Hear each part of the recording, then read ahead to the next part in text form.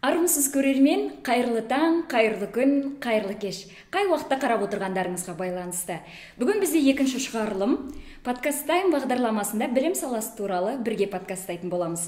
Және біздің бүгінгі қонақтарымыз мырзалар, және ол екі мырзаның болуы да таза сәйкестік. Есентай Мұқатайұлы және Шәкәрім Сейсенбай.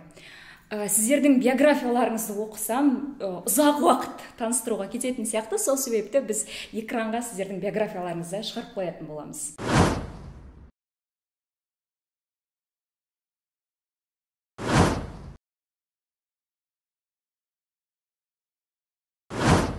Бірінші бізде подкаст таймның үнемі бір дәстүрлі сұрағы бар.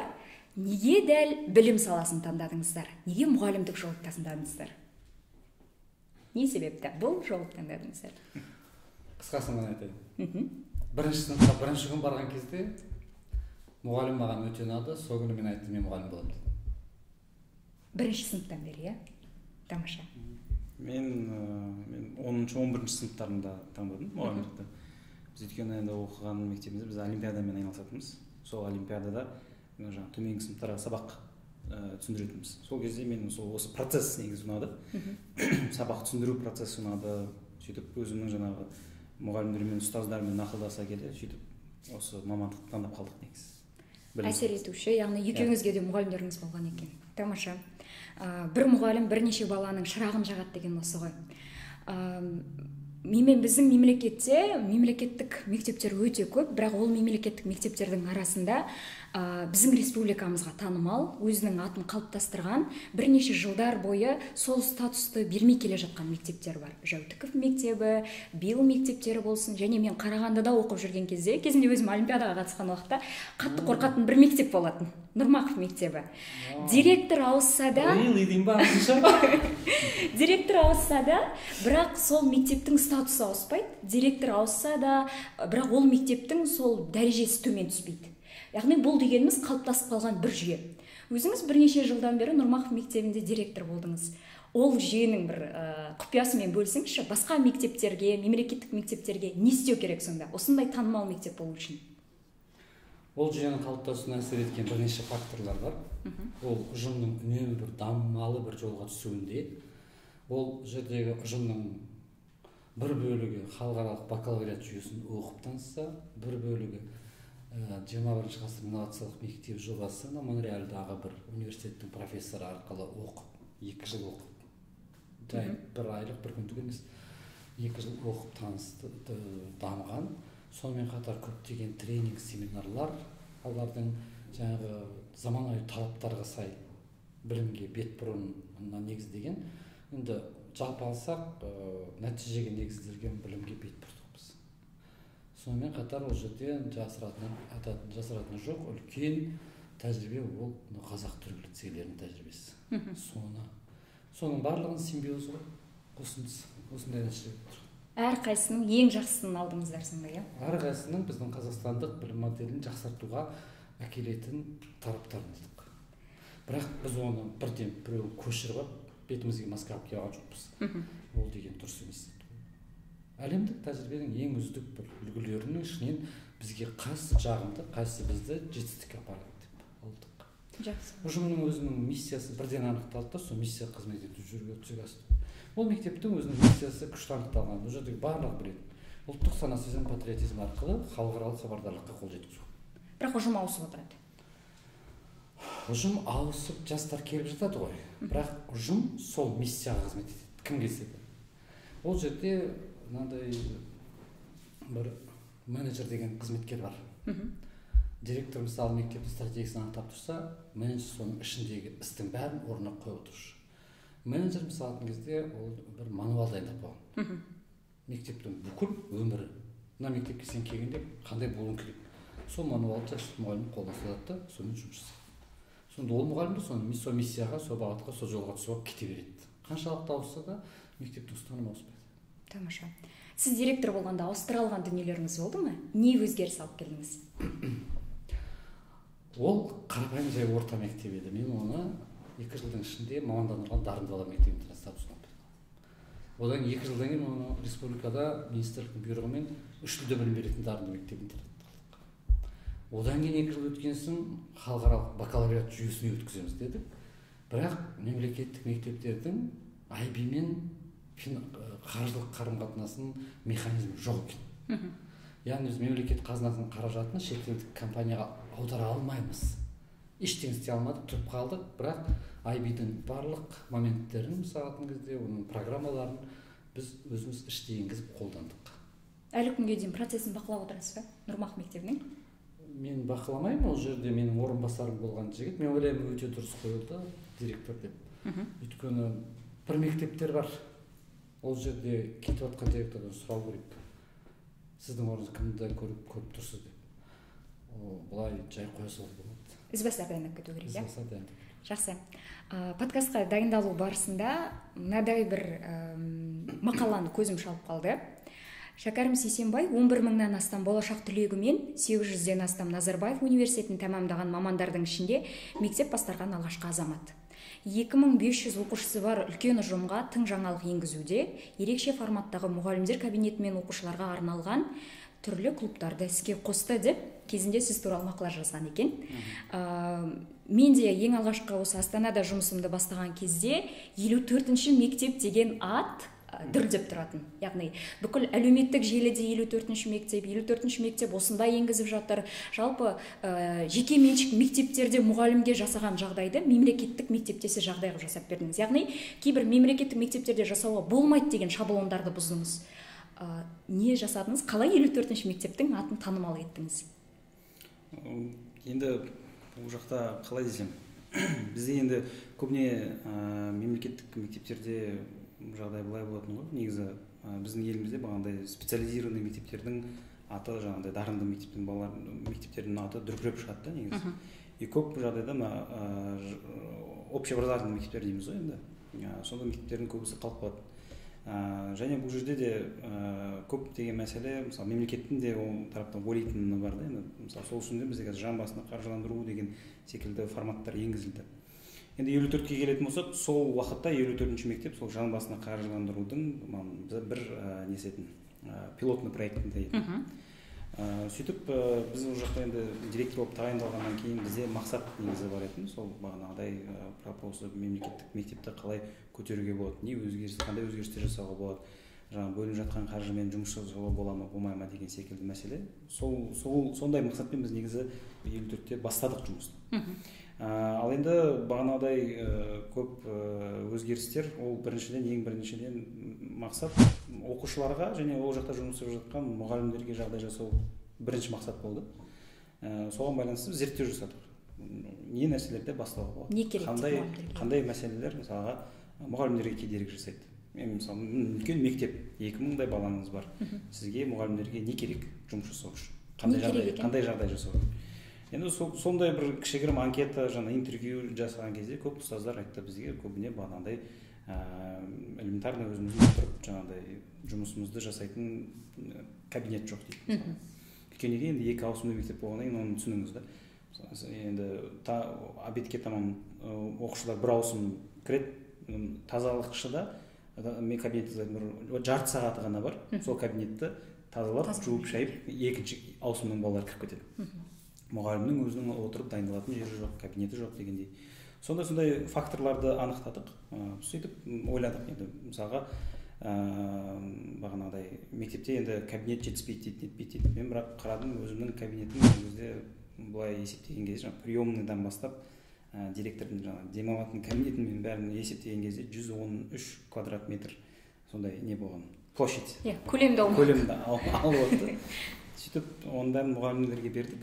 Мұғалімдердің кабинетін жасадық, ұстаздардың шай ішетін жерін, демалатын жерін, жаңағыдай өзінің қажеттіліктерін принтер қойдық, жаңағыдай қағаздарын шығаратын секілді сол зоналарды жасадық. Сөйтіп ұстаздарға бердік. Сол нәрсе ұстаздар қатты ұнады. Кейін бізде мысалы қандай мәселе де болды. Енді мектептің жағдайын қараймыз ғой, қандай мәселелерге өзгеріс жасасақ балаларға комфортно болады, мектепте болған ыңғайлы болады. Сөйтіп жүріп, мысалға мектептегі бүкіл дәретханаларды ретке келтірдік. Ол жақта да таңдау болып тұрды бізде. Лабораториялар ашсақ па, STEM кабинеттерін ашсақ па деген секілді. бірақ сосын мына нәрсені ойладым да, бала ең бірінші мектепке келген кезде енді тәрбие тазалықтан басталады. Әрине. Біздің мектебіміздің бағанағыдай дәретханаларына кірсең былай жаның ауырады да, сынып жатады, әрдайым бір нәрсе болып жатады. Сонымен барлығын алып тастап еттік. Оны да мысалға мен бөлек дизайнер шақырдым. Ол дизайнын жасады жаңағы бүкіл дәретханаларын. Сөйтіп бәрін ауыстырдық. И басында ол мәселеде мысалға біздің жаңағыдай мектептегі көп адам айтады, ойбай осыншама қаржы кейін қалай болады, балалар сындырады ғой, бәрін қиратады ғой деп. Бірақ сонда да жоқ, жасаймыз деп шешім қабылдадық, себебі бұл болу керек деген секілді. Кейін балалар 1 сентябрьде келген кезде жазда жасап тастадық ол нәрселердің бәрін. Балалар келген кезде бәрі аң-таң қуанып, қаншамасы өздерінің соцсеттеріне түсіріп, сөйтіп сондай болды. Кейін қарасақ, тек қана есіктің ручкасынан басқа ештеңені біз ауыстырмадық та жылдың ішінде. Не қойған жаңағыдай нелерді ештеңені сындырған жоқ. Балалар да оқыпты жаңағыдай пайдаланды негізі. Осындай нәрселер бұл былайша қараған кезде көзге қатты көрінбеуі мүмкін, негізі банально естілуі мүмкін, бірақ адамдарға жасалған жағдай болғаннан кейін бұның барлығы андай сарафан немен кетеді да, мысалға. И бұның барлығын үшін көрсеттік біз. Неге көрсеттік? Өйткені басқа мемлекеттік мектептерде де бұндай жағдайлар болса екен деген ниетпен біз бұны көрсеттік. Әлеуметтік желілерде көрсеттік, басқа да жаңағы Facebook желілерінде де көрсеттік. Бұл мәселе қоғамға ұнағаннан кейін қоғам өзі бүйтіп таратып кетті, алып кетті. Осындай енді басқа да мектептерге пайда болса, ол өте керемет дүние деп ойлаймын. Жақсы. Енді осы 54-ші мектептің кейсін өзіңіз білім басшысы болған кезде басқа мектептерге енгізе алдыңыз ба? Менің былай айтайын, мен негізі өзімнің білім басқармасында мен 1 жылда істедім.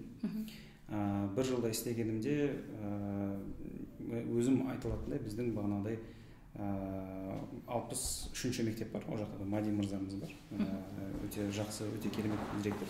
Мен ойлаймын, мен сол 1 жылдың ішінде сондай жас жаңағыдай мектеп басшыларын бағанағыдай итермелеп, соларға бағыт бағдар беру арқылы сол мектептердің болашақтарына әсер ете алдым деген ойым бар. Бірақ енді 1 жылдың ішінде нақты мысалы мына нәрсені өзгертіп тастадым деп ондай мақтанып айта алмаймын. Бірақ бағандай жас буындарға мүмкіндік бергенімді айта аламын, жаңағыдай бір әсер ететіндей бір нәрсе болды деп. Тамаша. Бізде осы заң қабылданған болатын педагогтың дәрежесін, мәртебесін көтеру туралы. Өзімнен кейінгі сіңілдермен не болмаса тағы да осындай адамдармен сөйлесіп отырған кезде мұғалімдікті таңдау туралы көзқарастар өзгере бастады. Бірақ дәл осыдан 5 жыл бұрын, 10 жыл бұрын біздің мұғалімдерге байланысты көзқарас мүлдем басқа болатын. Жақында сол көзқарасты қайтадан бір төмендеткен, мұғалімнің мәртебесін түсірген бір жағдай болды. Ол сайлаудан кейінгі оқиға. Әлеуметтік желілерде мұғалімдердің дәрежесіне байланысты өте көп дау туды. Мұғалім өзінің басшысынан берілген бұйрықты орындамайын десе, онда жұмысынан айырылады, ал орындап жатқан мұғалімдер қарапайым халықтың тарапынан үлкен бір сынға ұшырады. Мұғалімнің дәрежесін тағы бір түсіріп алдық. Осы кезде бір анекдот есіме түсті. Бір басшылар мектепке жиналып алып мұғалімдерге бір тапсырма береді, орындайды. Келесі бірде тағы да жинап алады. Біз сендерді енді жазалаймыз дейді. Ешқандай мұғалім үндемейді. Сол кезде енді бұлар неге үндемейді деп таңғалса, бір ғана мұғалім қолын көтереді, ол қуанады. Бір ең құрғанда араларында бір мұғалім бар екен ғой, сұрақ қоятын деп. Сөйтсе ол мұғалімнің өзін жазалайтын құралды өзіміз алып берейік пе, әлде сіздер бересіздер ме деп сұраған екен. Яғни мұғалім неге өзінің көзқарасын айтпайды? Неге мемлекеттік мектептерде мұғалім жұмысшы күш? Енді жаңа сіз айтып отырған анекдотты айтатын болса, ол енді осы педагог мәртебесі заң қабылданған дейін болған оқиға ғой. Өйткені мұғалімдер көшеде сапаратын, митингтердің алаңдарын толтыратын, стадиондардың орындарын толтыратын сондай кез болды өзі. Сондықтан да мынау педагог мәртебесі туралы заң шықты. Педагог мәртебесі туралы заң шыққаннан кейін оның бәрі тоқтады, кілт тоқтады. Енді одан кейін сіз айтып отырған оқиға жаңа сайлауға байланысты. Бұл жерде біріншіден анықтап алайық. Сайлауға тек қана мұғалімдер емес, сайлау комиссиясының құрамына кірген кез келген ерік білдіруші адам кірді. Бұл жерде мұғалім де бар, өзінің бос уақытында қосымша еңбек пайда тапқысы келгендер, қаражат тапқысы келгенде қарапайым басқа да адамдар бар мысалатын кезде енді сайлаудың механизмдерін көзімізбен көріп тұрмағандықтан ештеңе деп айтпаймын мен бұл жерде.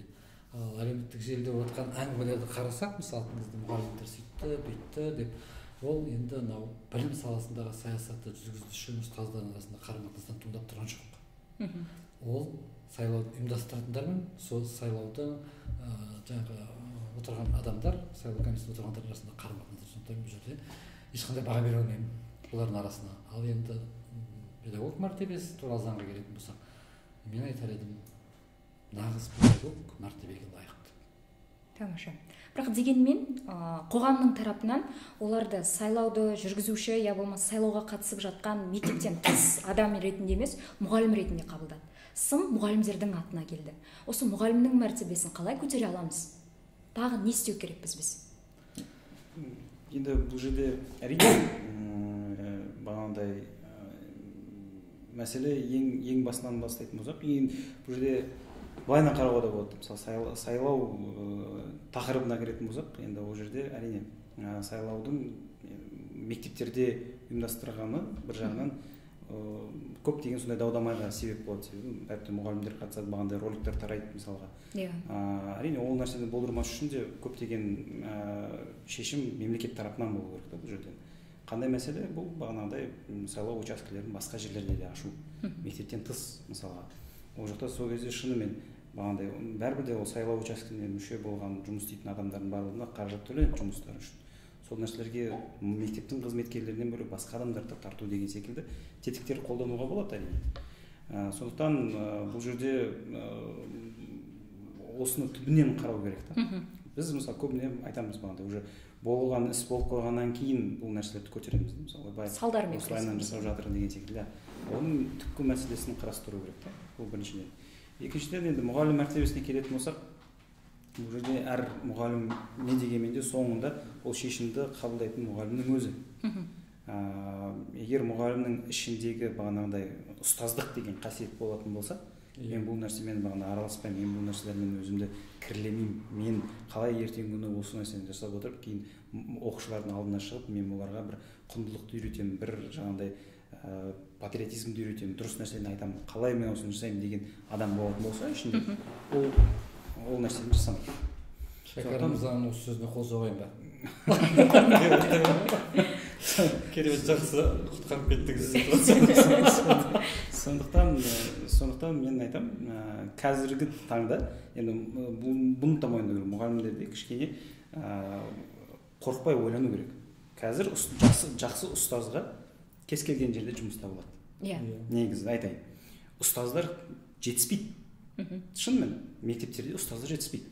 Сондықтан бағанағыдай мектеп басшысынан қорқуы болсын, мектеп басшысы кейін маған бір нәрсе жаңағыдай палки в колеса қоя бастайды деген нәрселер болатын болса, одан қорқатын қажет жоқ. Себебі егер өзінің пәнінің керемет маманы болатын болса, профессионал болатын болса, қазір ұстаздарға өте жақсы ұстазға тапшы. Кез келген жерден әдемі жұмыс табу болады. Бір орынға байланып қалмау керек. Әрине. Жақсы. Енді біздің қазіргі соңғы мектептерге байланысты қарайтын болсақ, тағы да бір тенденция басталған сияқты. Егер қолыңда қаражат болатын болса, ол білімге салу, яғни жекеменшік мектептер аша бастау. Жақында бір таныс мұғаліммен сөйлесіп отырдым, жекеменшік мектептің мұғалімі. Мынадай бір сынын айтып жатты. Сын ба әлде ішкі бір жан айқайы ма? Мемлекеттік мектепте жұмыс істемеген, жекеменшік мектепте жұмыс істеген, сол былай айтып жатыр да. Жекеменшік мектепте жұмыс істейміз, бірақ біздің құқығымыз қорғалмайды. Неге? Себебі ата-ана өзінің бір сынын, я болмаса көзқарасын айтып келген кезде мұғалімге қоя тұр деп ата-ананың сөзін сөйлеп кетеді. Неге? Себебі ата-ана ол мектепке ақша төлеп отыр. Ата-ананың пікірін қолдайды, ал мұғалімнің пікір қолдамайды деген сияқты. Яғни жекеменшік мектептер, менде сонда мынандай ой қалыптасты. 5-ті сататын, сіздің балаңыз жақсы оқиды деген сөзді қалыптастырып беруші орын ба? Яғни біз жекеменшік мектептер ол бір баға сатушы мектепке айналып бара жатқан жоқ па деген ой туындады. Қалай ойлайсыздар? Бір кездерде бір айтып еді, бір жекеменшік мектептің мұғалімі. Енді біз оның бәріне өйтіп қатал сұрай алмаймыз. Неге сендер мектептерің біздің мемлекеттік мектепке ауысып келген бала әрең оқиды деген. Біз енді оның ақшасын, ата-анасының ақшасына қарап отырмыз ғой. Біздің еңбек ақымыз да, біздің мектебіміздің болуы да, жылуы да бәрі соның ақшасына байланысты. Сондықтан біз негласно ол балаға жақсы көзқараспен қарап, көтермелеп қойып бағасын көтермелеп жасаймыз дейді. Ондай кемшіліктер жекеменшік мектептерде бар шығар деп ойлаймын. Өзім жұмыс істеп көрген жоқпын, жекеменшік ашып көрген жоқпын. Шәкәрім мырза ол жақ теманы жақсы көреді. Ол кісі қарсы пікір айтып көрсін. Негізі енді бұл жақта ең бірінші мәселе ол жекеменшік мектептің өзінде емес, ол ұстазында емес. Жекеменшіктің бірінші ретте құрылтайшыларында. Орысша айтқанда учредитель дейді ғой енді. Егер жекеменшік мектептің құрылтайшыларында бағанағыдай мектепке ол бизнес көзінде қарайтын болса, онда әрине ондай проблемалар көп болады. Проблема мектептің сапасында болады, білім беру сапасында болады, ұстаздармен жұмысында болады. Көптеген мектептің ішіндегі жаңағыдай нелерінде тонкий тақырыптарында көп проблемалар болады. Сонда ең бірінші ол құрылтайшысына байланысты. Екінші мәселе, қазіргі таңда енді мемлекет тарапынан көп жағдайлар жасалып жатыр да жекеменшік мектептер жасағанға. Бірақ бір нәрсесі бар, бұл стандарттар белгілі қойылатын талаптар, жекеменшік мектептерге қойылатын талаптар, ол сол механизмдерді сәл кішкене тағы да басқаша реттеу керек деп ойлаймын. Мысалы келтірейін, Дубайда мысалы, ол жақта 214 мектеп бар. 214 Дубайдың өзінде 214 мектеп бар. Сол 214 мектептің 200 жекеменшік мектеп. 14-і ғана мемлекеттік мектеп. Сол 200 мектептің барлығын бағандай стандарттарын барлығын мемлекет кәдімгідей реттейді. Жыл сайын олардың бағанағыдай қызмет көрсету сапасын қадағалайды. Одан кейін барып объективный не шығарады, рейтингісін шығарады, мектептердің рейтингісін шығарады. Кейін барып сол рейтингісін бойынша комментарийлер, бәрі ашық доступта. Ата-ана мектепті таңдайтын кезде сол сайттарына кіреді, қарайды. Одан кейін барып бағанағыдай мектепті таңдайды. Енді баға жағына дейін мемлекет реттейді ол жерде. Мысалы, мына мектепке сен осыншаға дейін ғана баға қоя аласың, бұдан асыра алмайсың. Өйткені сенің стандарттарың, инфраструктураң бұл нәрсеге сай емес деген секілді келтіреді. Бізге әрине әлі ол деңгейге дейін жету қазіргі таңда кішкене қиындау болады, себебі бізде мектептер тапшылығы бар. Мемлекет өзі соғып үлгермейді, сондықтан мектепке орын тапшылығы бар. 3 ауысымды, 2 ауысымды мектептеріміз көп болғаннан кейін жекеменшікке оны талап қоя алмайды. Бірақ стандарттарды жүйелеу керек. Себебі мен түсінемін, егер білім саласынан шыққан адам мектеп ашып жататын болса, ол жақта қандай да қиыншылық болмасын, бәрібірде ол бағанда мектептің сапасына жұмыс жасайды. Ал егер білім саласынан мүлдем хабары жоқ адам келетін болса, мектеп ашатын болса, ол жақта бағандай Шымкент қаласында ақылы ақшасын төлеп оқитын балаларға бөлек дәретхана, тегін жаңағыдай оқитын балаларға бөлек дәретхана деген секілді мысалдар шығып кетеді ортаға. Сондықтан бұл жерде бағанағыдай енді не дегенменде біздің мемлекетте мықты жекеменшік мектептер бар. Талай жылдар қызмет етіп келе жатқан, 10 жылдан асып келе жатқан жекеменшік мектептер бар. Сол мектептердің барлығы бірігіп, өздері бір ассоциациялар құрып, стандарттарын бекітіп, сол нәрселерді қадағалап, сондай бір жұмыстар жасау керек та. Әйтпесе, ондай оқиғалар көп кездесетін болады. Бағанағыдай ақшасын төлеген ата-анаға бағасын жақсы қояды. Төлемеген ата-анаға мүлдем төлемеген баланы мектепке кіргізбей қояды деген секілді. Ондай нелер көп шығатын болады мәселелер. Бағаны бізде мемлекет реттемейді, яғни ашып отырған құрылтайшылар өздері шешеді. Баға бізде мемлекет былай қояды. Мысалы, белгілі бір жаңағыдай МРП дейміз ғой. Белгілі бір МРП-ны қояды, сол МРП-дан асып кетпеу керек. Егер мысалға жекеменшік мектеп, білесіздер, жан басына қаржыландыру деген мәселе бар. Жан басына қаржыландыру бойынша барлық біздің еліміздегі мемлекеттік мектептерде, жекеменшік мектептерге де мемлекет қаржы бөледі бала басына. Енді сол қаржыны алған кезде жекеменшік мектептерге не қояды? Белгілі бір меже қояды. 1200 МРП-дан асып кетпесін, сіздің ата-анаға қоятын жаңағыдай неңіз, оқу ақысы. Сол жағдайда сіз мемлекеттен жаңағыдай ала аласыз. Егер асып кететін болса, сіз уже ала алмайсыз деген секілді. Сондай өзінің бір нелер бар. Талаптар бар. Мемлекеттік мектепте де, жекеменшік мектепте де кездесетін өздеріңіздің сөздеріңізде де естідік. Бір мәселе ол кадр мәселесі, мұғалім мәселесі. Неге? Себебі бізде былайша айтқанда утечка кадров бар білім саласында. қарапайым ғана жас маман болып жұмысқа келеді, өзінің міндетті 3 жылын істегеннен кейін көп қазіргі кезде кездеседі, басқа салаларға ауысып кетіп жатыр мұғалімдер. Неге? Себебі мектептен мен бір нәрсені өзгертемін деген жастық жалынмен келеді, бірақ мектепті өзгертіп емес, өзі керісінше трансформацияға ұшырап кетеді. Неге? Себебі өзгеріске ұшырағысы келмейтін, мектебін өзгерткісі келмейтін директорлар қабыл алады, я болмаса сондай бір мұғалімдер қарсы алады. Қарапайым ғана бір мысал, осы әлеуметтік желіде өте танымал мұғалімдердің бірі, химия пәнінің мұғалімі, тиктокпен түсіндіреді балаларына сабақты. Ол кісі бір сұхбатында тыңдадым, мемлекеттік мектепте жұмыс істеген, бірақ басында бұндай нәрсені істемеген. Кейін жекеменшік мектепке ауысады. Жекеменшік мектепке ауысқаннан кейін осындай балаларға түсіндіру жолын еркін форматта қолдана бастайды. Мемлекеттік мектеп сонда мамандарға еркіндік бермей ме? Неге бізде утечка кадров болып жатыр? Яғни мамандар неге басқа салаға ауысып кетіп жатыр? Бұл жерде тек қана бір-ақ себеп қана емес шығар, әртүрлі себептер болуы мүмкін, иә. Мысалы, мен бірге тарих факультетін бітірдік, орыстың жігіті. Ол біздің топта ең керемет студент болатын. Білмейтін жоқпын. Сосын мен бір мектепте директордың орынбасары жұмыс істеп жүрмін, жас кезіміз, сол орыстың жігіті кездестіріп қалдым. Ол жұмыс істеп жүрді. Жүр біздің мектепке келіп дедім. Сосын директорды күттедім. Оны алдық орыс бөліміне тарихшы қылып. Мен жаңа сабаққа кірген кезде балалар деген көшіп жатады, тасып бытыстап жатады. Бір уақытта сосын бір айдың ішінде ол келіп маған айтты, кешірші деді. Я историю люблю, оказывается, только для себя. Яғни ол өте жақсы біледі, бірақ балаға жеткізе алмайды. Мінезі солай болады адамның. Ал жақсы мұғалім болу үшін, жаңағы айтқанда тиктоктағы жұмыс істеп жатқан мұғалім болу керек. Енді екінші жақ оның қабылдайтын директор мен директордың орынбасары әкімшілік болу керек. Немесе басқа әріптестері болу керек. Сол ортаны жасау директордың үлкен міндеткерлігін сіз жақсы атап кеттіңіз. Мен өз тәжірибемде болған затты айтайын. Мен жаңағы сіз айтып отқан Нұрмахов мектебінің дамыту жолына түскен кезде мен көптеген жас мұғалімдерді алып, соларды бір бағытқа салып, миссиясын түсіндіріп, мектептің мен не көздеп тұрып стратегиямды айттым да, сендерден соны талап етемін дедім. Сосын ол балалар жаңағыдай жұмыс жасай бастады. Әрқайсысы әрқилы мінезбен.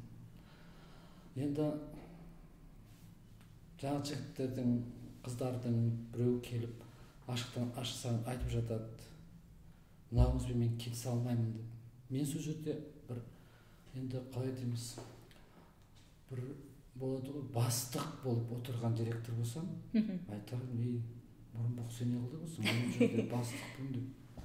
Сосын кетті қалады ғой. Мен мектебім дамымайды, мен оны түсінемін. Сондықтан тең адам ретінде сөйлесуге, олардың көптеген қателіктерін кешіруге мен бет бұрдым.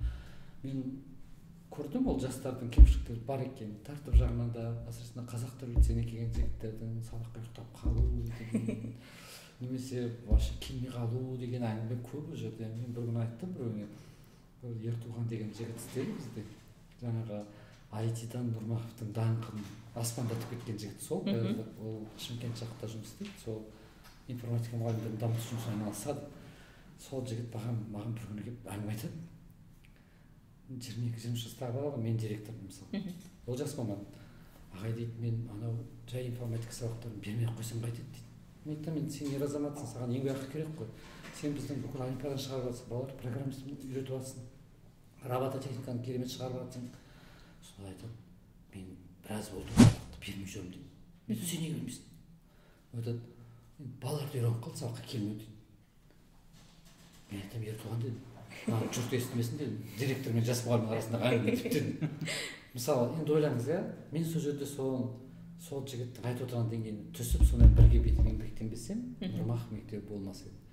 Жаңағы жерде мен айттым, түсініктеме жаз, статьямен жұмыстан шығасың деп айтуым керек. Мен директормын, мысалы. Мен номенклатура бойынша сөйлесем.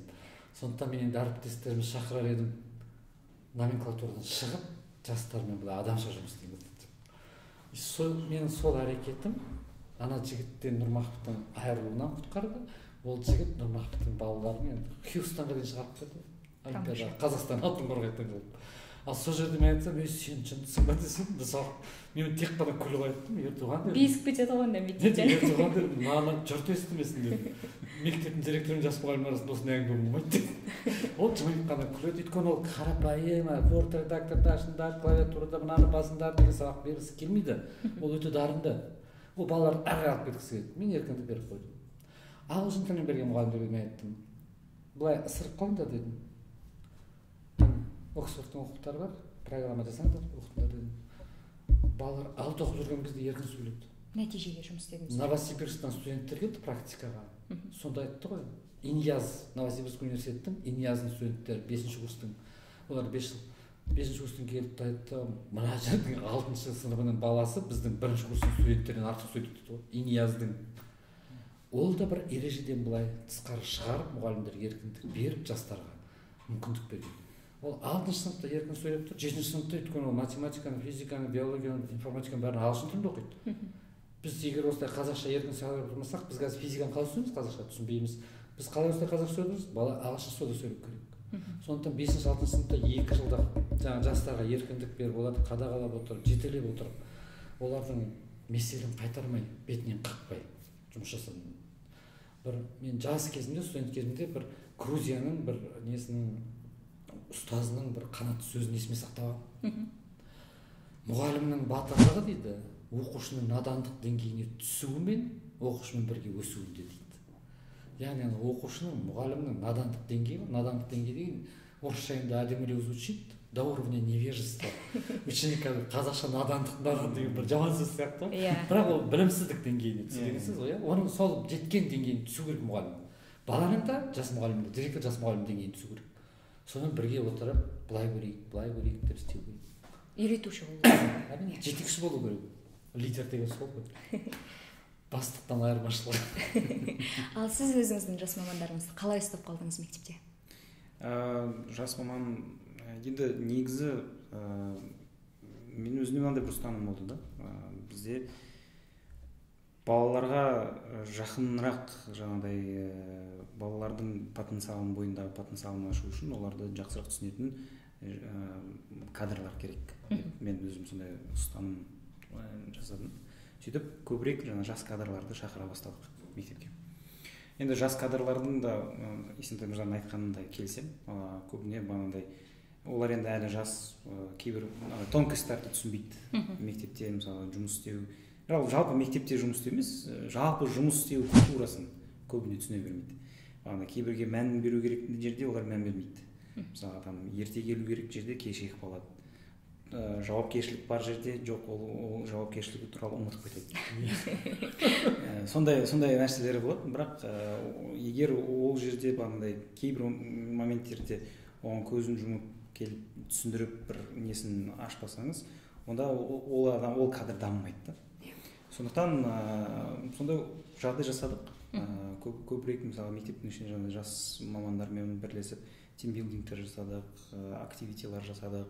Оларға олардың жақсырақ түсінетін форматындай көп іс-шаралар ұйымдастыра бастадық.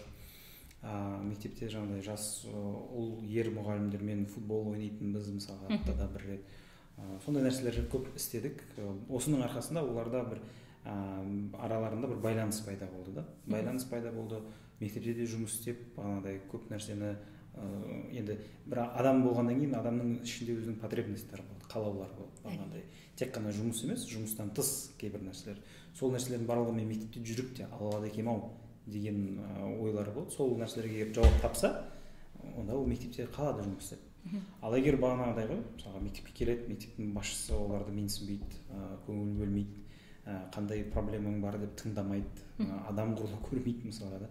Тек қана оны естеріне түсіреді, когда бір парта тасығайтын кезде, немесе білмеймін, бір нәрсені жерді тазалау керек, бір нәрсе ол кезде ғана естеріне түсіретін болса, әрине кез келген жас маман айтады, мен потенциалым бар, мен жас маман ана жақта жүрмін, бағанағыдай бір парта тасып дегендей мысалға, көзі уже басқа жаққа түсе бастайды. Өздерінің енді жас маман болғанымен әрқайсысының өзінің класстастары бар дегендей, әртүрлі жерде жұмыс істеп жатыр дегендей әркім ойланатын болады да. Әрине сондай проблемалар бар. Сондықтан бұл жерде көбіне енді бұл жерде монетаның две стороны монеты дейді. Бірінші жағы жаңағыдай, екінші жағы да енді біздің мемлекет тарапынан бір белгілі бір нәрселер жасалу керек та. Қандай нәрселер? Енді мысалға бізде қазір қандай проблема бар мектепте? Мұғалім болып келген кезде нақты білмейді ол. Мен неше жылдан кейін менде карьерный рост болады деген нәрсені білмейді. Мектепке келді, мектепке келген кезде саған солай көрінеді, как будто сен уже бітті, сен мұғалім ғана болып қаласың бір орында деген секілді көрінеді. Мынандай бір нақтылық жоқ та. Мысалы 5 жыл мұғалім болып жұмыс істейсің, 5 жылдан кейін саған бір жерге завучтық болады, немесе там бір координаторлық болады деген секілді. Ол жақта тағы да бір 3-4 жыл, 5 жыл жұмыс істейсің, сосын сенде мектеп директорлығы болады деген секілді. Ондай мәселелер жоқ та. Немесе берілмейді, мысалға қай жақта дамисың, мектептің менеджмент жағынан дамисың ба, немесе білім саласын зерттеумен дамисың ба, немесе жаңағыдай біліктілікті арттыру методология жағынан дамисың ба деген секілді андай траектория развития деген нәрсе жоқ та бізде. Бізде беріледі бағанағыдай сен педагог модератор боласың, одан кетесің, жаңағы педагог мастерға дейін барасың деген секілді беріледі. Бірақ бүйтіп ол жердің барлығы педагог. Жастар олар қалауы мүмкін да, амбициясы бар да, бағанағыдай мектеп әкімшілігіне баруға амбициясы болуы мүмкін, зерттеу жасауға амбициясы болуы мүмкін. Біз мектептерде ол нәрсеге мүмкіндік көрінбейді. Сондықтан да ол ойлайды, мен бастайын, бір 2-3 жыл мұғалім боламын, одан кейін ары қарай ойланып көремін деген секілді нәрселер болады да. Сондықтан бізге осы нәрсені түбегейлі шешу керек та. Әйтпесе бізде бағандай әртүрлі жеке бір осындай кейстер болады. Мысалы Нұрмақов мектебі секілді, мысалы 54-ші мектеп секілді, басқа да мектептер секілді бір точный кейстер ғана болады. Жаппай жүйелі түрде ондай нәрсе болмағандықтан оның шешімі осылайынан жүре береді болады мысалы. Жақсы. Енді бұл екі мектеп пен жас маманның арасында алшақтықтың болып жатқан тағы да бір себебі менің өз басымда да кездесті. Мектепке ең алғаш келгенде мен күнделік, ТЖБ, БЖБ деген түсініктерді университеттен біліп келген жоқпын. Бұл дегеніміз, яғни университет пен мектептің арасында алшақтықтың болуы. Жоғарғы оқу орнында бізге беріліп жатқан біліммен мына жақта практика жүзінде болып жатқан, яғни практика мен теорияның арасындағы алшақтық. Тамаша бір кейс бар. Басқа бір мемлекеттерде сен 3 жыл бойы теорияны алатын болсаң, 1 жыл бойы практикамен жұмыс жасайсың. Сол нәрсе бізде де көтерілген болатын, біз мемлекетте де айтылды, бірақ ол әлі іс жүзіне енген жоқ, қателеспесем. Неге жоғарғы оқу орны мен мектеп екеуінің арасында алшақтық болып жатыр біздің елде? Бір зат айтайын ба сізге? Мен кезінде маған бір өмірімде бір жолым болған сәт, ол мен Саранның педучилищесінде оқығанмын. Биыл 100 жылға толды сол педучилище. Әлі мұғалімдерді шығарып жатыр, иә? Саран қаласында, Қарағандының жанында, Қарқаралыда ашылған, онда Әлімхан Ермеков оқыған. Алаш зиялылар сабақ берген ол жерде. Сонда Қарқаралыдан зиялы орта басым болып кеткеннен кейін олардың жиналатын ортасына алып кеткен. Сол Саранға келіп ашқан. Ол Саранда оның орыс бөлімі ашылғанда, ол жерде тұтас Қарлаққа жер аударылған орыс еврей интеллигенциясының ұрпақтары сабақ берген. Біз сол педучилищеде оқыдық. Сол педучилищеде оқып жүрген кезде мен мұғалім болып қалыптасуыма қатты әсер еткен сол педучилище сабақтың қойылуы. Мен бірінші диплом 8 бітіріп ауылдан кейін мен еңбек сызу сурет мұғаліммін. Сонда ойлаңыз, біз бірінші курс бітіреміз. Біткеннен кейін 1 ай біз еңбек сабағында бала не істейді, соның бәрін істейміз. Сызу сабағында бала не істейді, соның бәрін сызамыз. Ұзын тақталар болатын. Біз 1 ай оқушы болдық өзіміз. Бірінші курс бітіргеннен кейін. Біз 2-ші курсқа келгенде бізге былай деп айтты. Аптасына 1 рет Саран қаласына мектептер бөліп тастады. Аптасына 1 рет сол жерде бастауыш сыныпқа сынып сағатын берсін деді. Сосын дайындаласың, сынып жетекшіден сұрап аласың. Сабағың бар, оқып жатасың. Сосын 2-ші курс бойы сен толығымен жаңағы сынып сағатын беріп жүрсің. Бір бастауышқа дайындалып барасың, тақырып сұрап аласың. Біз 3-ші курсқа келген кезде сәрсенбі күні сабақ жоқ. Сәрсенбі күні 17-ші мектепте сабақ бересің. Қалған сенің тобыңдағы 15 бала, мысалы 2 қойып тастады ғой, 15 бала артында сабақ қатысып отыр. Күні бойы біз 5-еуіміз сабақ береміз, 17-ші мектептің кестесі бойынша. Олар бізге арнап қойып қоя түсті. Сызудан сабақ бердік, еңбектен сабақ бердік, суреттен сабақ бердік. Сосын 15 талдайды оны. Бізді талдауға үйретеді. Кері байланыс береді. Айтады да, маған айтады. Мына сабақ бер, сен талда дейді. Ұйымдастыру кезеңі қалай өтті, хронометраж қалай болды, дидактикалық моменттер қалай әсер етті. Соны мен 15-16 жастағы балалармыз біз. Соны үйреніп жаттық. Сосын 3-ші курстың соңында бізді жазда үйге жіберген жоқ. Пионерский лагерь деген болатын. Бір чемодан көрнекілікті өзің дайындайсың. Ол кезде фломастермен. Сонымен 2 сезон пионерский лагерьде жүресің. жаңа балалармен жұмыс жасап неше түрлі іс шараларды көресің, ол жерде ұйымдастыр. Күнде сен ана баланың өмірі 50 бала. 50 баланы сен күнделікті күні бойы мына олардың несін ұйымдастыру керек жұмыстарын. Одан 4-ші сыныпта келемін, 4-ші курсқа келіп, 4-ші курсқа келіп тағы да бір апта, бір күні сабақ береміз, мемлекеттік практиканы береміз, курсовой қорғаймыз, сонымен диплом алып шықтық. Біз келгенде ТЖБ-дан да қорықпаймыз, БЖБ-дан да қорықпаймыз, еш нәрседен қорықпаймыз, сарын бітіргендер. Неге қазіргі педвуздар соны істемеске? Шынымен де университеттен методиканы нөл болып келеді. Мен оны айтамын университеттің кісілеріне. Өйткені ол жерде методика мектепте отқан шаруаның артта қалып қойған. Ал енді қазір енді Құдайға шүкір, біздің Астанада білмеймін, бар шығар, Қарағандыда бір қоғамдық ұйымдар пайда болды. МТИ деген ба, бір мұғалімдерді дайындау орталықтары. То есть университеттегі студенттер шақырады. Оларға заманауи технологияларды үйретеді. Мысалы кезде осы STEM кабинеттеріне қалай жұмыс істеу керек, ағылшын тілін қалай дамыту керек, кабинетте тұрған барлық құрылғылардың бәрін сабаққа қалай жарастырып жіберу керек, соны үйретеді. Сабақтың құрылымын біздерді шақырады, біз сол жерге бір қонақ болып гостевая лекция деген бар ғой, сонда лекция оқимыз сабақтың құрылымы жөнінде. Сонда бір 60 шақты студент өздерімен келіп сол жерде дамып жатыр мысалы. Бірақ университеттің функциясын алған өздеріне. Университеттің функциясын өз мойнына алып кеткен олар уже. МТИ деп. Бір білімге жан ашитын бизнесмендер істеп жатқан проектісі ғой. Сондай проектлер біраз жерде бар деп естимін мен. Сол қуантады. Тамаша. Сіздің ойыңызша? Енді мен өзімнің негізі Назарбаев университетінде оқыған кезде менің зерттеу тақырыбым да осы болған. Жаңағыдай қаншалықты біздің педвуздарымыз осы 21 ғасырдағы сыныпта сабақ беруге дайындап жатыр. Дайындайды деген тақырып. Бірақ өкінішке қарай мен ол кезде жаңағы педвузды емес, мен колледжді зерттеп кеттім де, біздің осы Аскаладағы. Сол кезде колледжді зерттегенімде мен мына нәрсені байқадым. Колледжді, біздің педагогический колледждерді бітірген түлектер педвузды бітірген студенттерге қарағанда жақсырақ дайын болады. Себебін қараған кезде пед колледжде бізде практиканың саны көп. Олар шатаспасам бірінші курстың соңынан бастап практикада болады. Практикада жүреді.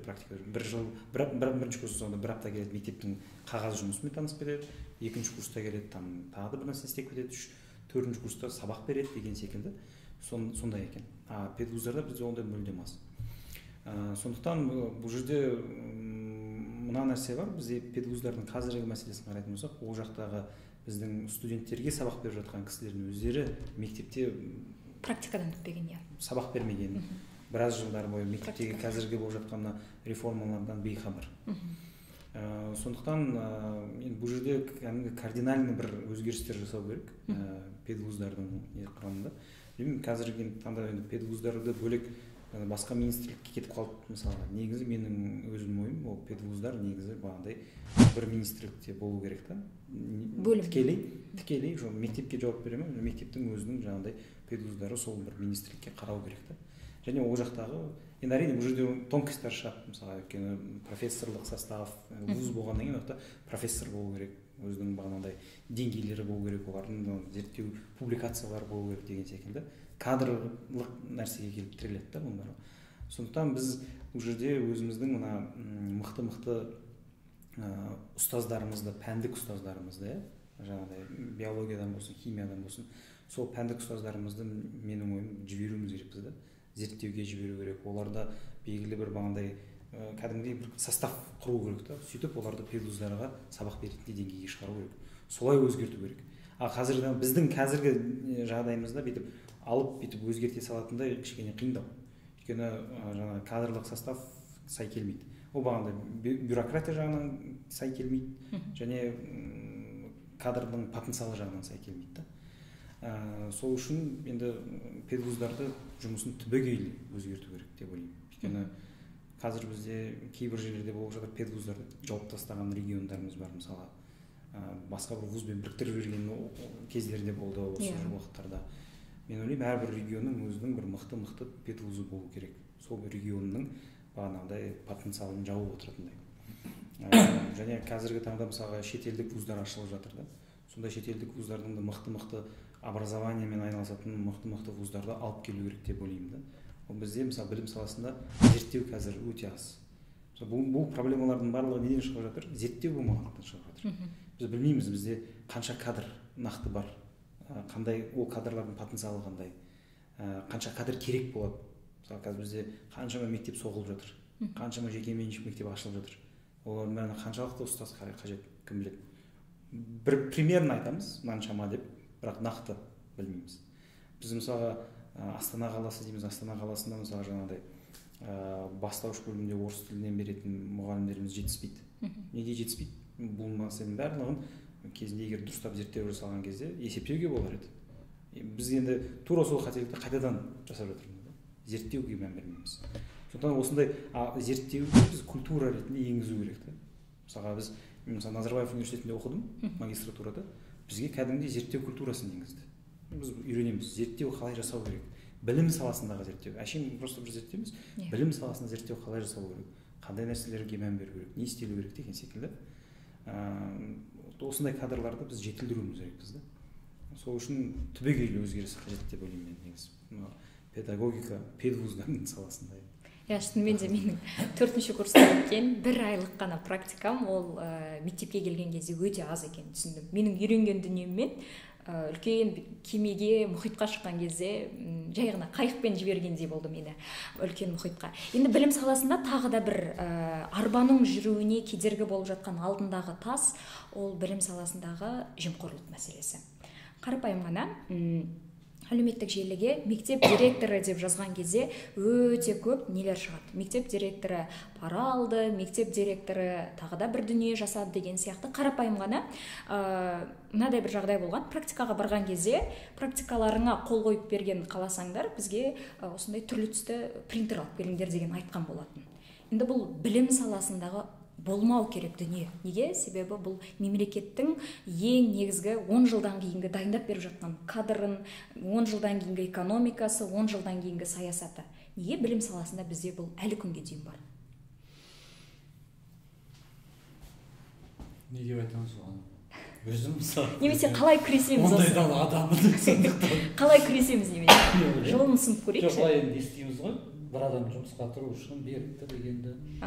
Мен ондай ойлаймын. Сосын сол мұғалімнің бетіне қалай қарайды екен директорды. Немесе одан қалай жұмыс талап етеді екен ойлаймын да. Ал білім саласында жұмыс істейтін адамдайға баруы қылмыс. Моральдық тұрғыда қылмыс. Тіпті материалдық жайлы қылмыс қой. Моральдық тұрғыда қылмыс, ондай адамда жұмыс, білім саласында жұмыс істеу керек. Енді соны жою үшін не істеуіміз керек? Алгоритм. Бізде мынандай да мысалға біз ол жағдайларды негізі бір жағынан түсінуге болады да. Неге түсінуге болады? Енді ойлаңыз, біз мысалы бір аш қасқырды жаңағыдай қораның ішіне тығып қоямыз да, қойды жеме деп айтамыз да мысалға. Ол қасқыр қалай? Ол қасқыр табиғатында бар, оны жейді. Сол секілді біздің мектептердің мысалы бюджеттерін алып қарайтын болсақ, үлкен мектептің бюджеті бір 800-900 миллион теңгені құрайды. Директордың жалақысын егер қарайтын болсақ, егер ол государственное учреждение болатын болса, оның жалақысы 120-130 мың теңге болады. Плюс бағандай енді ол өзіне 9 сағатын жазады, ол сабақ бермесе де сөйтіп әйтеуір тартып әкеліп 200 мыңға әрең жеткізеді мысалға. Енді сіз ойлаңыз, сондай жалақыңыз бар, мына жақта мынаншама бюджетіңіз бар, мынаншама жаңағыдай қолыңызда властыңыз бар. Әрине ол адам не істейді? Бірінші өзінің қарнын ойлайды, өзінің қарнын тойдырғысы келеді. Сөйтіп неше түрлі бағандай механизмдерді іске қосады. Мұғалімдерді іске қосады, ата-аналардан ақша жинап қызады, басқа да нәрселерді іске қосады, сөйтіп ақшасын жинайды. Сондықтан біз бұл жерде бағанағыдай осы мәселелерді қарап, директорліктен бастап, мысалы қазір ұстаздар заучтыққа барғысы келмейді. Неге барғысы келмейді? Өйткені заучтардың жалақысы төмен. Ол просто өзінің сабағын беріп ақ, содан көп алады. Квалификациясын көтергізіп ақ, ол спокойно алады, өзінің жалақысын ала береді. Ауылдық жерде тем более бағандай нелері қосылады, компоненттері қосылады. 500 мыңға дейін кететін жалақылар бар да. Мысалы, ол не істейді? Бағандай мектептің дертімен жұмыс істеп, азаннан кешке дейін, плюс жаңағыдай білім басқармаларынан ұрыс естіп деген секілді. Не істейді? Жаңағы зарплатасынан, жалақысынан жоғалтады. Әрине бармайды. Сондықтан ол мәселені қызықты қылу үшін жаңағыдай нәрселерді механизмдерді кіргізу керек та. мектептерді түбегейлі бағандай ГУ статусынан ПХВ статустарына ауыстыру керек. Директорлердің зарплатасы сол кезде өседі мысалға да. Сондай механизмдерді іске қосу керек та. Сол кезде ғана бағанағыдай кішкене де болса адамның қарны тойған кезде ол басқаша нәрселерді ойлай бастайды. Бұл біріншіден. Енді екінші мәселе, біз жақсы директорлерді дайындау керекпіз да. Бізде мысалға план қандай болу керек? Көп мүмкіндік болған сайын мысалға директорларға жақсы мектептерді аралаттырып көрсету керек. Мүмкіндік болса шетелге шығару керек. Басқа мемлекеттің мектептерін көрсету керек. Басқа қаладағы мектептерді көрсету керек. Бізде конкуренция болады. Мысалы, бір мектептің директоры екінші мектептің директорын мойындамайды. Араласпайды. Конкуренция болады. Өздерінің араларында бір нәрселерін істейді, аяқтарын шалуға тырысады, бір нәрсе істейді. Ондай жағдайда әрине бұның барлығы бағандай қауіп қатерлерді. Сондықтан бұның барлығын бақылайтын, ретке келтіретін осындай бір стандарт жүйе жасалу керек та. Әйтпесе жалақы түзелмей, бағанағыдай мәселелер ретке қолға алынбай қиын. Өте қиын. Мысалы бізде қазір енді Астана қаласында көп мектептер жаңа ПХВ мектебіне ауысты да. ПХВ мектебіне ауысқанның бір жақсы жері ол бағана жалақы мәселесі шешіледі. Жалақы мәселесі кәдімгідей шешіледі. Ол кезде ол не дегенмен де адамдарға жақсы да. Мысалы жалақың өседі, өзіңнің сүйікті жұмысыңмен айналысасың, көбірек саған бағана автономия беріледі. Кім қаламайды ондай мектепте жұмыс істегенге, жаңағыдай творчество, енді ұстаздардың барлығы ондай творчествоны жақсы көреді ғой. Творчествомен айналысу үшін көбірек автономия, жағдай жасалу керек, условия берілу керек, бітті. Басқаша не емес. Егер солармен қыса бастайсыз, бағандай бір рамка жасайсыз, стандарттар қоясыз, адам қиналады ол жерде. Яғни жағдай жасалып беру керек. Содан кейін барып өзіміз талап ету керекпіз. Жақсы. Енді кез келген дүние экономикада айтады ғой, сенде ұсыныс болады, сенде сұраныс болған кезде. Неге қарапайым ғана жеке меншіктер көбейіп жатыр? Себебі бізде жеке меншік мектептерге сұраныс туындап жатыр ата-аналардың тарапынан. Мемлекеттік мектептер осы сұранысты қанағаттандыра алмай жатыр ма? Қанағаттандырып жатыр. Мемлекеттік мектептердің ішінде біздің елімізде жаңа мысалы Шакарин мырза айтты, Дубайда мысалы 214 мектептің 200 жекеменшік. Түркияда сондай жағдай мысалы көп жерде бар. Бізде жекеменшік мектептердің аяқ алып кете алмауы көбіне сол мемлекеттік мектепте сондай жағдайдың жақын барынан болып тұр деп ойлаймын. Өйткені жекеменшік мектепте беріліп жатқан үштілді білім беру болсын, заманауи технологиялар болсын, техникалар болсын, өзі бір ұжымы жақсы қалыптасқан, басшылығы дұрыс орналасқан мектептерде бар. Мысалы қалада өзі белгілі бір мемлекеттік мектептерге сұраныс деген керемет болады. Ата-аналар деген қазір бастайды 1 сәуірден. Бізді ана гимназияға, ана мектепке, мына мұғалімға деп сұраныс. Сонда сол мектептердің жұмысының арқасында ата-ана ойлап тұр, мен қазір жеке меншікке барып мен ақша төлеп алатын затымды мына мектеп тегін ала аламын деген сияқты. Сондықтан мен ойлаймын, мемлекеттік мектептер әзірше конкурент бәсекелестікке жарап тұр. Ал егер жағдай болатын болса, мысалы Батыс Еуропаның көптеген мемлекеттерінде адам деген баласын меншік мектепте оқытады. Ал жалпы білім беретін мектептер, олар муниципалдық мектептер, ол енді жағдай жоқтарға арналған белгілі бір стандарт деңгейін ұстап тұратын мектептер деп саналады. Мысалы Нью-Йорктың Гарлем мектептерін алатын болсақ, мысалы фильмдерден көреміз ғой өзіміз. Сол жағдайда әйтеуір келді, кетті деген мәселе, сол бірдеңе оқылды, айтылды деген мәселемен ғана қалатын болып тұр. Ал біздің елімізде мемлекеттік мектептер өзінің статус ұстап тұр. Сіздің ойыңызша? Бұл жерде былай мысалы, егер мына тұрғыдан қарайық, ата-аналар мысалы жеке меншік мектептерді неге таңдайды дейтін болсақ, қандай ата-ана жеке меншік мектепке келеді жалпы? Әрине біріншіден ол жағдайы бар. Плюс мына нәрсені шешкісі келеді. Баласын бір жерден алып, екінші жерге кружокқа, үйірмеге тасқысы келмейді. Жұмысы өте көп, өзінің кәдімгі жұмысы көп. Мысалы уақыт бөле алмайды. Оларға тыныш баланы таңертең алып келдің, кешке алып кеттің деген секілді. Сондықтан ата-аналар көбіне соны қарайды. Неге? Өйткені осы мәселені біздің мемлекеттік мектеп әлі әзірге бере алмайды. Бізде енді 2 ауысым, 3 ауысым мектептер. Таңертең аласың, алып барасың, қайтадан алып кетесің деген секілді мәселе болғандықтан осы нәрсені қаламайды. Екінші мәселе, көбіне көп ата-аналар қалайды енді баласына жеке андай индивидуальный подход дейміз ғой, сондай болғанын қалайды. Мысалы бізде мысалы мемлекеттік енді 30-дан көп қой, 30-35 шақты бала бар бір сыныпта, мұғалімі бар деген секілді. Жекеменшік мектептерде қарасаңыз 18-20 баладан да бір топта, одан да кейде толмай қалса одан аз болады, 12, 14, 15 деген секілді. Сондықтан солай таңдайды да. Енді жалпы қарайтын болсақ, бұл жерде мәселені былай шешу керек та. Жекеменшік мектепте, мемлекеттік мектепте екеуі де нәтижесінде балаға білім беру мақсат. Сондықтан егер біз қаласақ, егер бұл білім саласы жалпы тегін болсын, барлығына бірдей деңгейде берілсін деген нәрсе, онда біздің тек қана бір ғана мәселе, ол жан басына берілетін қаржыны бәріне бірдей көбейту керек та.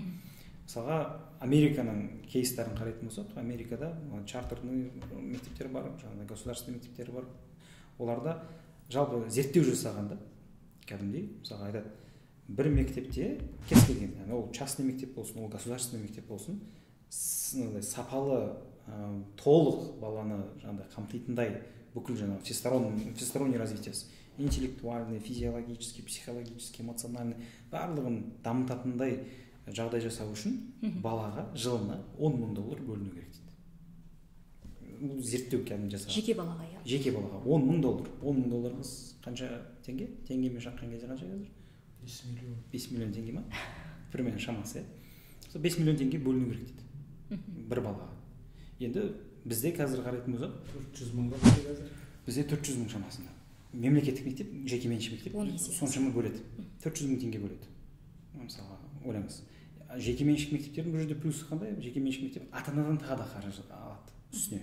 Бірақ соның өзінде ол 5 миллион теңгеге жетпейді.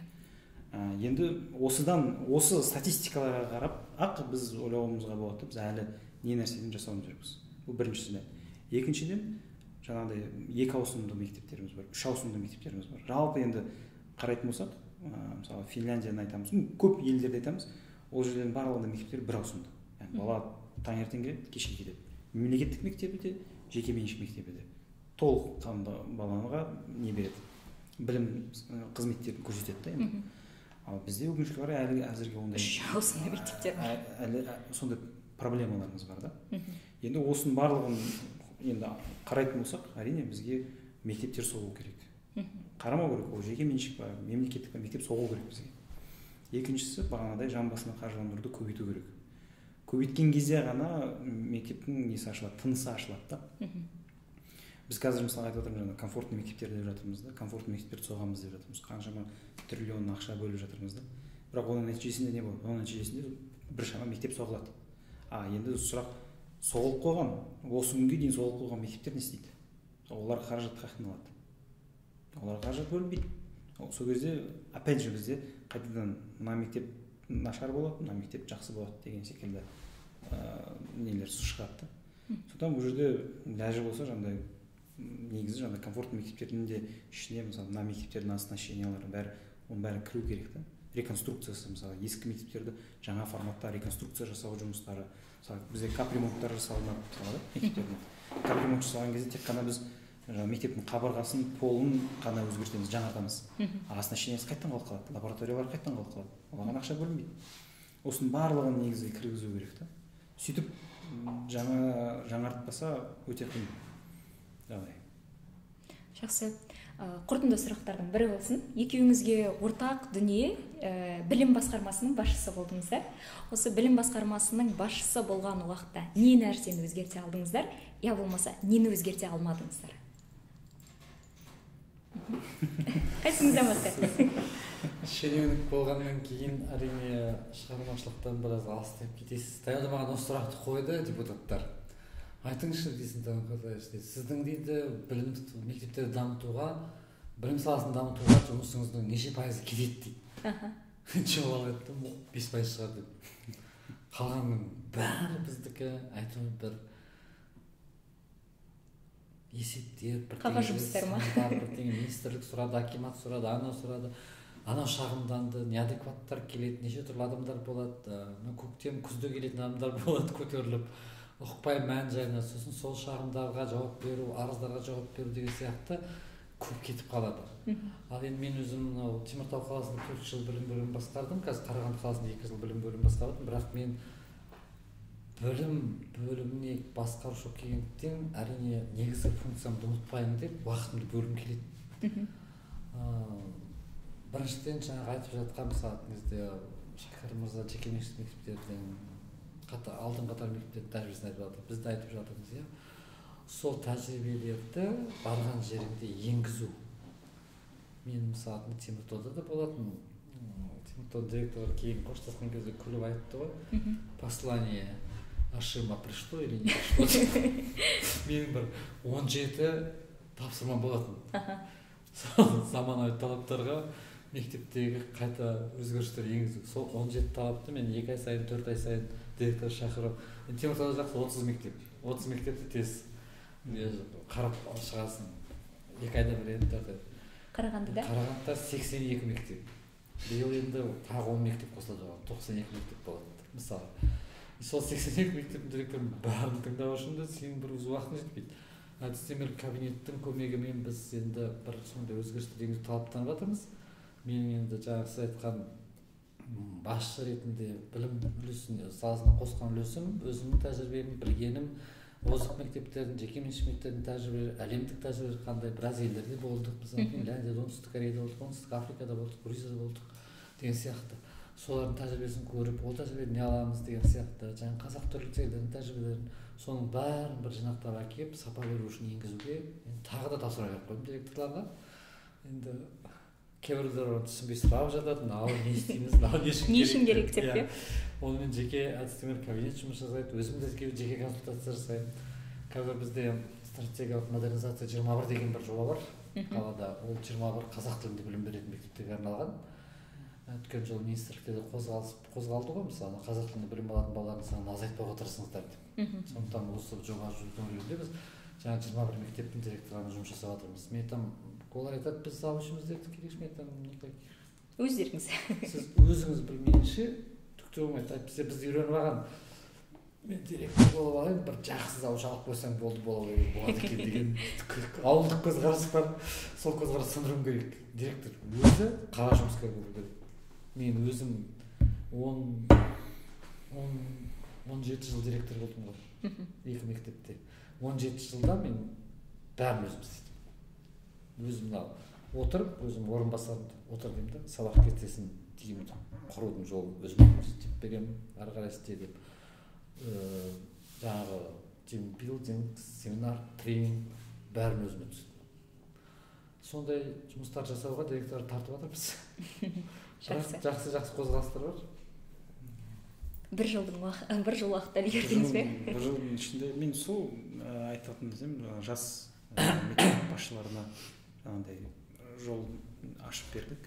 Солардың бағандай қазіргі таңда жасап жатқан жұмыстарын қарап, қазір қуанамын да, мысалға қаншама өзгерістер жасап жатыр мектептерінде, қаншама жаңа нәрселерді енгізіп жатыр, мысалға. Сол нәрсемен ғана мақтана аламын, негізі бір жылдың ішінде жасаған. Тамаша. Осы енді жұмыстарыңыздың қарбалас екенін түсінемін. Кітап оқуға уақыт бола ма? Уақыт өте қиын. Мен сізге айтайын ба, мен негізі біраз кітап оқитын адам едім. Бір күні абдын уақытым болмай, бір кітап апарып қойдым жұмысқа.